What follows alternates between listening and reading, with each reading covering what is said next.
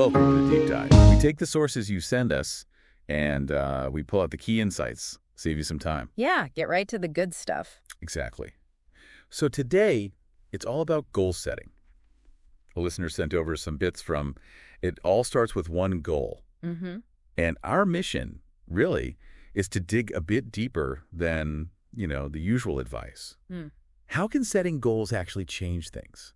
For real. Right, moving beyond just you should have goals. Because, the source kicks off by pointing out something pretty interesting. What's that? Well, that gap. Teachers, coaches, mentors, they talk about goals. Sure, all the time. But the how? Like, how do you actually use them to, shape your life? That part often gets missed. That really rings true. It feels like there's pressure to have goals, but not much guidance on making them work. Exactly. And the source suggests this can lead to people kind of drifting. Yeah. And maybe ending up somewhere they didn't consciously choose, like a job that just doesn't fit. And it makes a point that this isn't about effort or intelligence necessarily. Right. It's more about not having that roadmap, that intentionality, which goals provide. That's a perfect way to put it. It uses this analogy of needing a target. You can't hit something if you don't know what you're aiming for. Makes sense. Otherwise, it's like driving on the highway without knowing your exit. Yeah, or just driving with no destination at all, lots of energy spent, but you're not actually getting anywhere specific. Wasted motion, kind of. Okay, so to make this less abstract, the source uses some really powerful examples. Let's talk Tom Brady. Oh, yeah. Great example. I mean, this guy was drafted, what was it? 6th round. There were like 4 other quarterbacks drafted way ahead of him. So statistically, not looking like a future superstar. Not at all. But the key thing the source highlights is he apparently had a very clear goal. Not just making the NFL, but being a starter, winning championships. And he prepared for it. He acted like the star he wanted to be before he actually got the chance. That preparation meeting opportunity, fueled by the goal. Exactly. That proactivity. It wasn't passive hope. Okay. And then there's Kobe Bryant. Another legend. The piece notes he wasn't maybe, instantly amazing. Yeah. But he developed this, what does it call it? A championship mindset. Yeah, a championship mindset. And apparently from really young, like 14 or 15. Wow. And remember his reaction when Charlotte drafted him? Oh, yeah, classic. That ain't where it's going to happen. Tells you everything, right? Yeah. He already had a vision, a specific outcome in mind with the Lakers. And it underscores the time involved. It wasn't overnight. He set that goal young, but his first championship, he was 21. So that's, 7 years? Roughly, yeah. 7 years of focused effort, all pointing towards that initial goal. It's that sustained drive. That commitment year after year. It really shows how a goal provides that long-term direction. Absolutely. It's not just wishful thinking. It directs your actions, your focus consistently. So moving beyond individual stories, the source then kind of zooms out. It suggests things like the wealth gap or the success gap aren't just about having money to start with. Right. This is a really interesting point. It argues these gaps are fundamentally linked to goals. How so? Well, that people who reach, the top tiers of success often got there because they intentionally aimed for something specific. It wasn't just luck or circumstance. They set a target and went for it. Pretty much. It reframes success less as just accumulation and more as actively pursuing defined objectives. The Jeff Bezos example fits here, doesn't it? Perfectly. His initial goal wasn't become the richest man alive. No, not at all. It was much more focused, wasn't it? Sell books online. Sell books online. That was the target.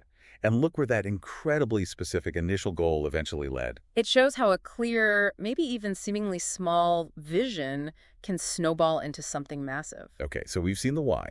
These examples make a strong case. But how do you actually do it? This is where it gets practical for you listening. Yeah, and the source offers a really hands-on exercise. It starts simple. Just write down 100 things you want. 100 things. Okay, like anything. Anything. Big, small, crazy, practical. Just get it all out. No judging, no filtering at this stage.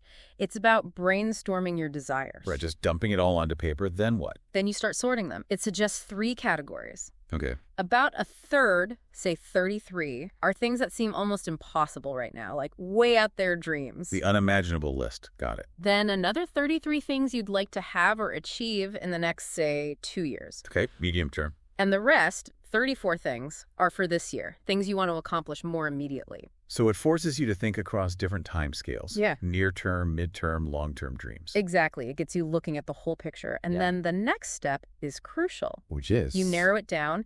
Pick your absolute top 10 from that big list of 100. Top 10. How do you choose?